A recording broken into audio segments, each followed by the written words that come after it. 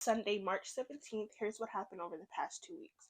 New York City is under heavy surveillance.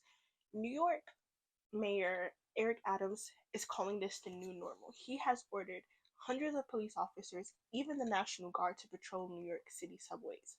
He has ordered the National Guard to check baggages, so pretty much like checkpoints. Does this sound familiar? Does it kind of sound like what is happening to Palestinians in Palestine and in the West Bank and Gaza by Israel?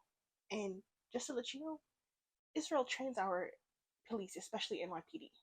So yeah, the state of Alabama has banned IVF.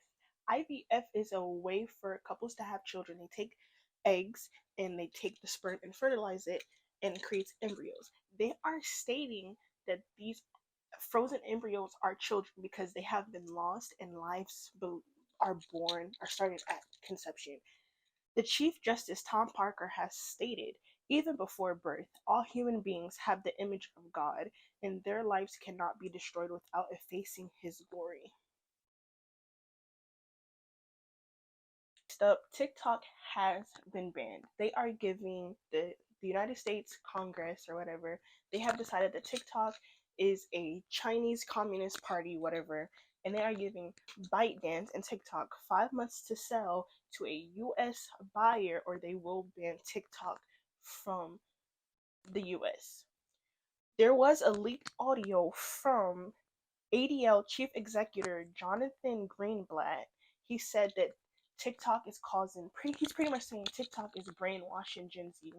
It's really not. It's just opening our eyes to not believe the US government anymore. And we all know this is because of what we've been seeing with Palestine. And yeah. And my representative, because I live in North Carolina, Jeff Jackson, voted for it, even though he made a video saying that it won't get banned.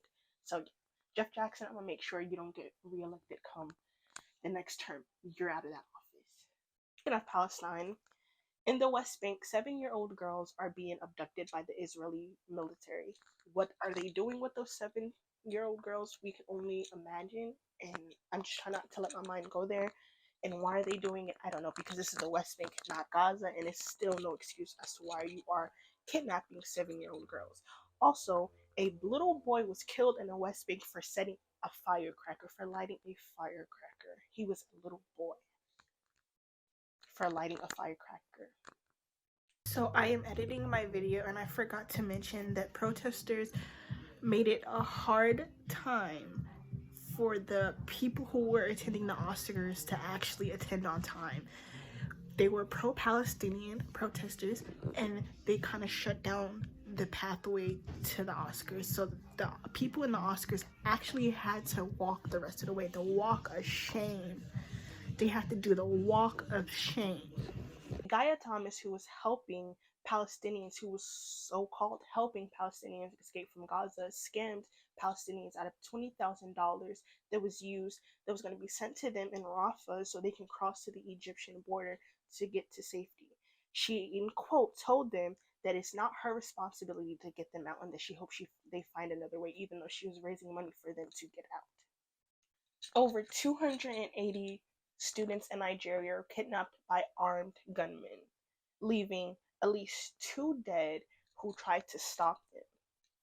No one knows why they did this. No one knows where they're going, but at least 280 students were kidnapped from schools in Nigeria. There has been a gang outbreak in Haiti, led by Chimmy Cherisman. I'm not sure, but his nickname is Barbecue.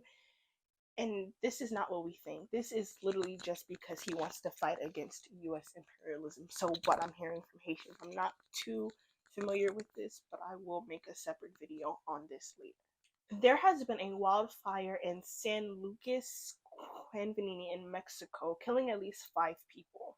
In Mexico, Mexican feminists broke into a wedding dress shop and spray painted the wedding dresses, saying no means no, and husbands rape too, to fight back against the feminicide that has been rising in Mexico. The owner of this shop, or the stylist, she has come out in support of the women who did this and wants them to come to the shop so they can collaborate on a piece. to fight against the ongoing femicide in Mexico. The Boeing whistleblower was found dead in his car due to self-inflicting injuries the day before he was set to testify with evidence in court. Even though this isn't known as a serial killer, but there is a suspicion that a serial killer is on the loose in London because 4 black people were found dead in the same spot in the London waters.